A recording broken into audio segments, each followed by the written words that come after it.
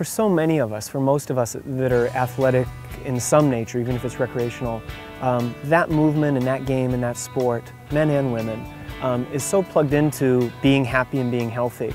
And I think most of us start to experience injuries that take, overuse type injuries, we don't know it at the time, that take longer to heal. More of them come up even when we think we're playing within a reasonable intensity level and so forth. So the frequency of the injuries creeps up. The length of recovery takes longer, and then the next thing you know, which I experience in my clinic all the time with the people that come to see me, next thing you know, you've got 2 or 3 things going on, a knee and a shoulder and a foot,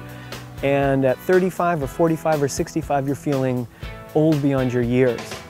And for a lot of people, whether it's 30 or 50, if they haven't experienced any of that loss and that need to change, it's a very difficult path to set down.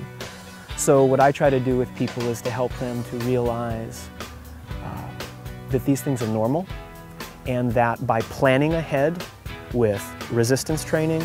with a stability and flexibility program, with proper warm-up and cool-down techniques, and with the right mental approach, that it's not a loss but an exchange. That you give one thing up and you have something else, that you manage and you negotiate those changes. So when the shoulder hurts, rather than continuing to shoot baskets or throw a football or play racquetball, you get on the stationary bike, and for the next week or 3 days or 3 weeks,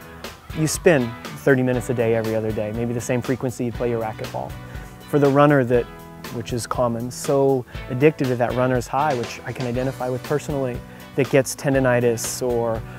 shin splints or plantar fasciitis, that starts to really keep them from doing what they love. If we can get them in the water and get them swimming, doing something very different than running, something that puts really 0 stress on that injury and yet still allows them to burn stress, have a natural high,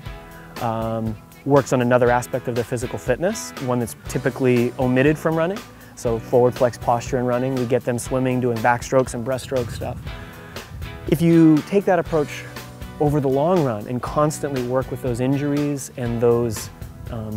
unpreferred circumstances, what you build is a happier, healthier, more capable spirit and body in terms of resiliency.